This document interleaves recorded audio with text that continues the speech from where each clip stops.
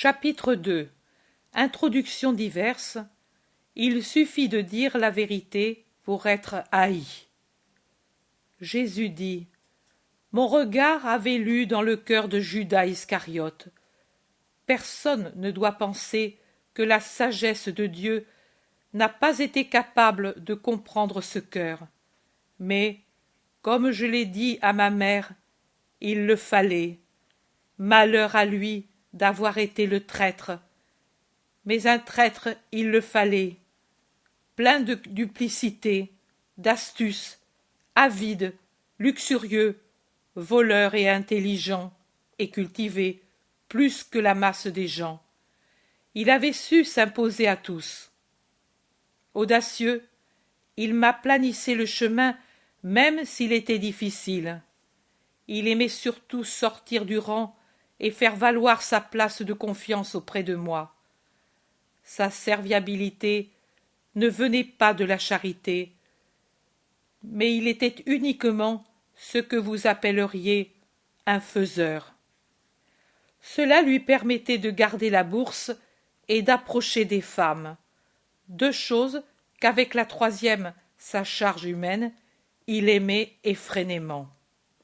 La femme pure, humble, détachée des richesses terrestres, ne pouvait pas ne pas éprouver de dégoût pour ce serpent. Moi aussi j'en éprouvais du dégoût. Moi seul, et le Père, et l'Esprit, nous savons quels efforts j'ai dû soutenir pour pouvoir le supporter près de moi. Mais je te l'expliquerai une autre fois. Je n'ignorais pas non plus l'hostilité des prêtres, des pharisiens, scribes et sadducéens. C'étaient des renards rusés qui cherchaient à me pousser dans leur tanière pour me mettre en pièces. Ils avaient faim de mon sang, et ils cherchaient à me tendre partout des pièges pour s'emparer de moi, pour avoir l'arme des accusations, pour me faire disparaître. Pendant 3 ans, longue a été l'embûche, et elle ne s'est apaisée que quand ils m'ont su mort. Ce soir-là, ils ont dormi heureux. La voix de leur accusateur était pour toujours éteinte. Ils le croyaient. Non, elle n'était pas encore éteinte. Elle ne le sera jamais, et elle tonne, et elle maudit leurs semblables d'aujourd'hui.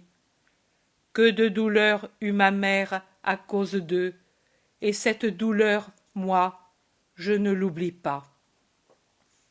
Que la foule fût changeante, ce n'était pas chose nouvelle.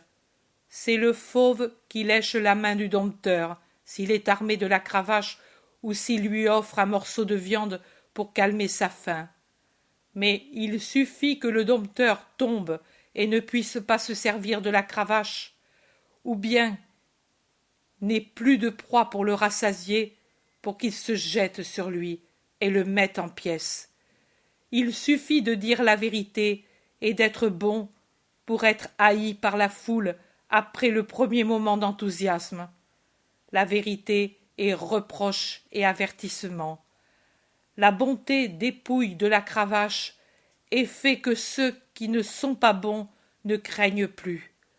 De là viennent les crucifie-le, après que l'on a dit Hosanna.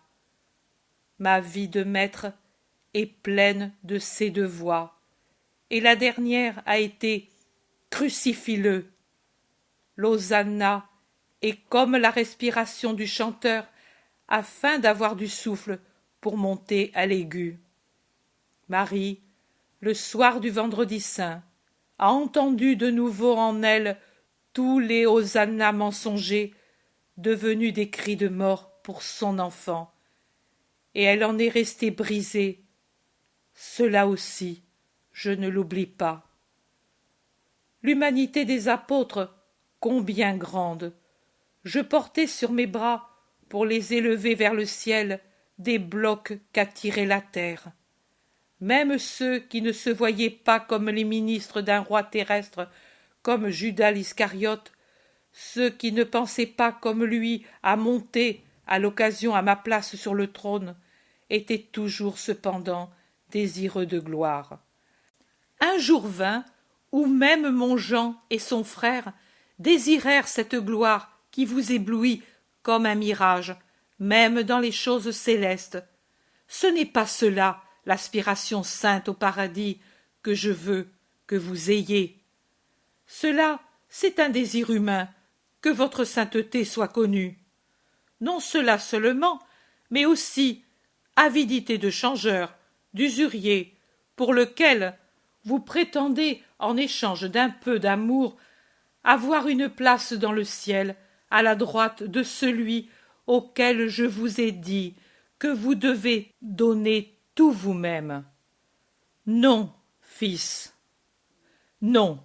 Auparavant il faut savoir boire tout le calice que j'ai bu, tout, avec sa charité donnée en échange de la haine, avec sa chasteté contre les appels des sens, avec son héroïsme dans les épreuves, avec son holocauste pour l'amour de Dieu et des frères, puis, quand tout est accompli du propre devoir, dire encore « Nous sommes des serviteurs inutiles » et attendre que mon Père et le vôtre vous accordent, grâce à sa bonté, une place dans son royaume.